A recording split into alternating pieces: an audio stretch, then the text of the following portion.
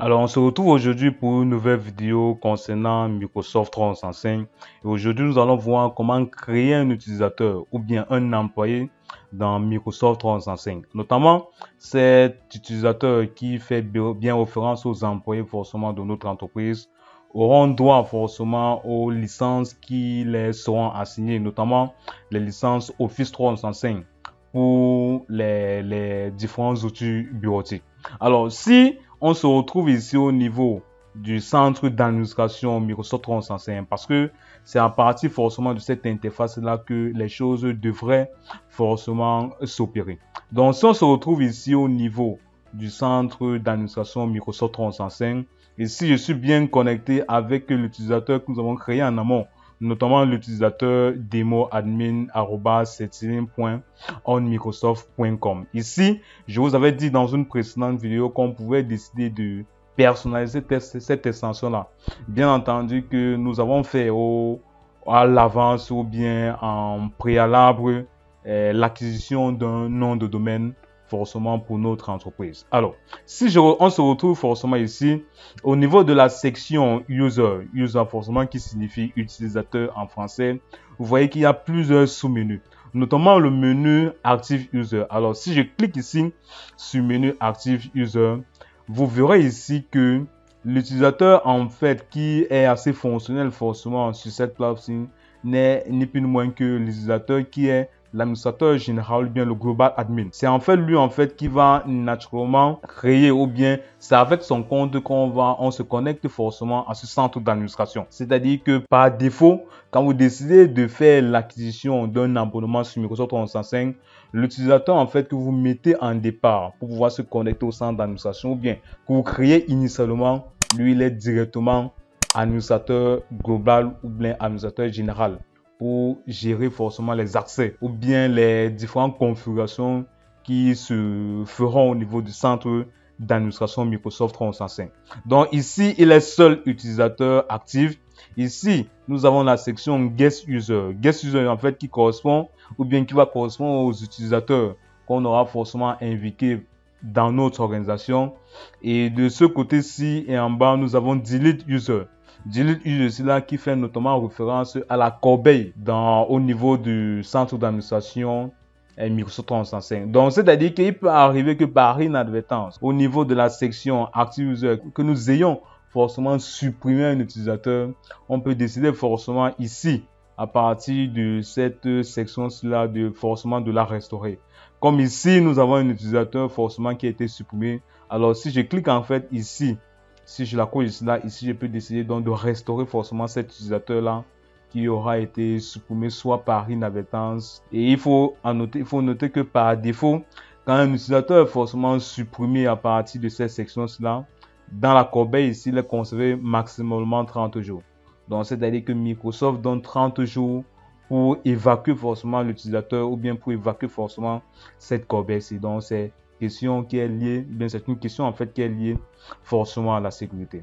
Alors, pour pouvoir créer l'utilisateur ou bien les différents utilisateurs au niveau du centre d'administration Microsoft 365, rien de plus simple, on va juste au niveau de la section Active User à partir d'ici. Et à partir d'ici, on peut voir l'option Add User qui signifie notamment ajouter un utilisateur. Alors, si je m'en vais cliquer forcément sur cette option-là, vous voyez en fait qu'il y a un assistant forcément qui apparaît. Il me demande ici de mettre forcément les informations pour cet assistant-là. Ici, nous avons le first name qui va correspondre bien au nom de cet utilisateur-là. Ici, nous avons last name qui correspondra bien au prénom de cet utilisateur-ci. Là. Ici, je vais mettre comme nom ici. Là, je peux mettre démo ici. Ici, je vais mettre comme last name, je vais mettre CRT-Link qui est bien le nom de notre chaîne. Ici, je clique ici par défaut. Vous allez voir en fait qu'il va cumuler, il va prendre, ça sera en fait le cumulatif du first name et du last name. Donc, c'est-à-dire que du nom et du prénom. Alors, si je clique là, vous voyez que par défaut, il va me remplir cette case-là de manière automatique. Ici, je peux bien spécifier un nom forcément à mon utilisateur ou bien un login quand celui-ci va vouloir se connecter à son dashboard ou bien à son tableau de bord pour pouvoir utiliser forcément les applications. Si celui-ci, bien entendu, on l'a assigné forcément certaines licences. Même s'il est bien vrai que dans une précédente vidéo ou bien dans les prochaines vidéos, autant pour moi, je vous montrerai comment assigner les licences à un utilisateur. Donc ici, je vais mettre ici la démo comme ça, qui est bien le nom forcément de l'utilisateur ou bien qui est le username, le login. Puis en fait, cet utilisateur-là va utiliser pour pouvoir se connecter à son tableau de bord. Ici, vous voyez en fait qu'il y a deux cases qui sont cochées par défaut. La première case ici correspond bien à Automatically Create a Password. C'est-à-dire que si on la laisse cocher, la plateforme va générer forcément un mot de passe automatiquement pour cet utilisateur-là. Et la deuxième case ici, qui est cochée aussi automatiquement, il nous propose ici, il propose en fait que si on la laisse cocher, l'utilisateur, quand il va vouloir se connecter, il va se connecter avec le mot de passe qui lui sera été généré. Et en plus, il aura donc la possibilité de changer ou bien de modifier ce mot de passe-là. Ce sont toujours les questions qui sont liées forcément à la sécurité. Donc, on va laisser les deux options cochées par défaut. On va donc cliquer sur suivant, donc next, à partir d'ici.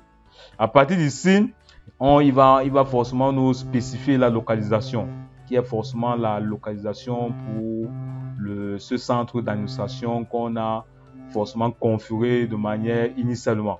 Ici, il a mis les licences, comme ici, il a mis le type licence, il a mis 0, parce que nous n'avons pas encore fait l'acquisition des licences dans ce centre d'administration.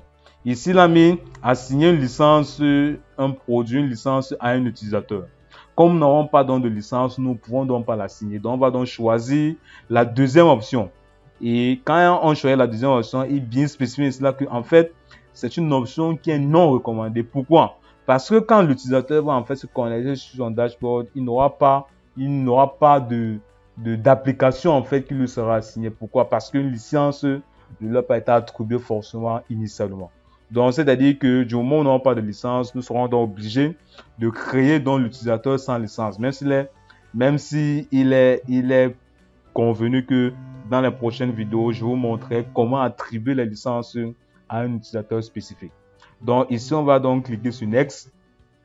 On va donc continuer. À partir d'ici, on peut donc spécifier le rôle que l'utilisateur va jouer en entreprise. Ça peut être un rôle de Global Admin.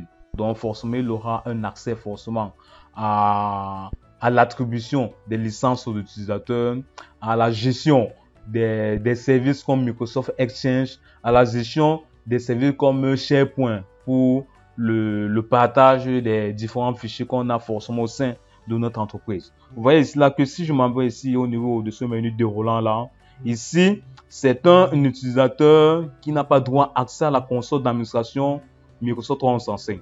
Donc on peut définir soit que cet utilisateur est seulement un employé de l'entreprise, il a seulement droit à ses applications de bureau, ou bien il joue un rôle assez élevé forcément dans l'entreprise. Alors, si on va ici au niveau de la deuxième option, vous voyez en fait ici qu'on peut attribuer des statuts ou bien un statut forcément à cet utilisateur-là. Donc, notamment le rôle de Exchange Administrator, comme je l'ai évoqué précédemment. Ici, comme le rôle de Global Admin. Donc, c'est-à-dire que forcément, il aura un accès forcément à tout.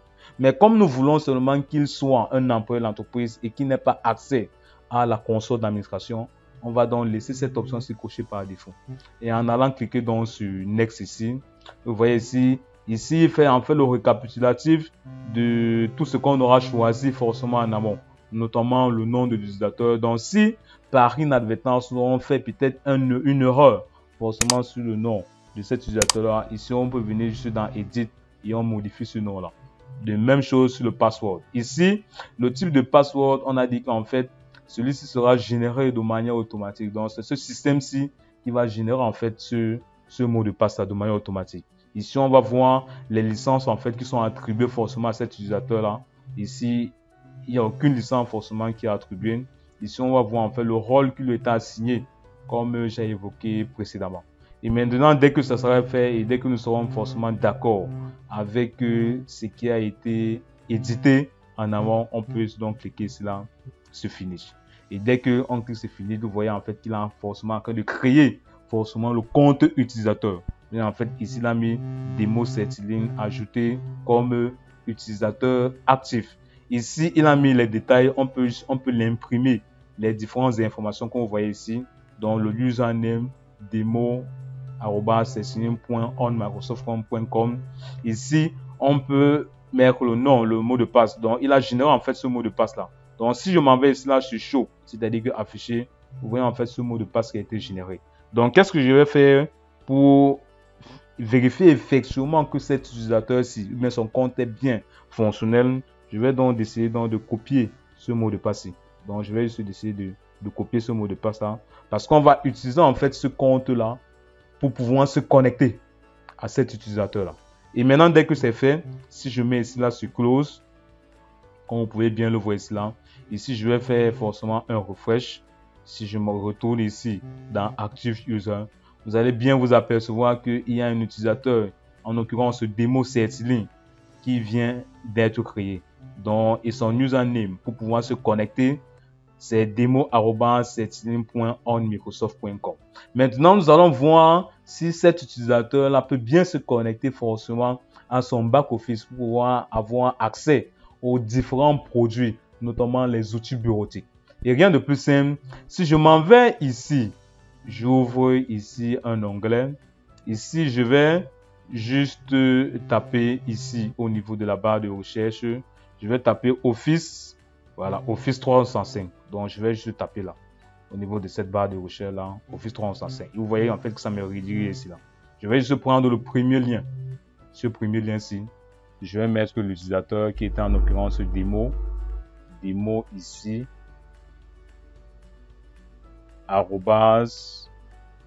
@certilink ici, .on Microsoft ici là, .com. Donc, dès que j'ai mis en fait les identifiants en fait de cet utilisateur là, je m'en vais sur connexion. Il va forcément me proposer que je mette forcément le mot de passe en fait qui était assigné forcément pour cet utilisateur là. Donc, en attendant qu'on patiente, ici je vais donc coller le mot de passe qui a forcément été généré. Donc, je mets ici là coller. Donc, on voit le mot de passe en fait qui a été généré à partir de notre centre d'administration Microsoft 365. Donc, je m'en vais sur Sign In à partir d'ici. Ici, forcément, il va forcément me demander de confirmer ou bien de changer forcément mon mot de passe. Ici, je vais mettre l'actuel mot de passe que j'ai utilisé forcément pour me connecter. Ici, je vais mettre un nouveau mot de passe. Je vais définir ce mot de passe à partir d'ici.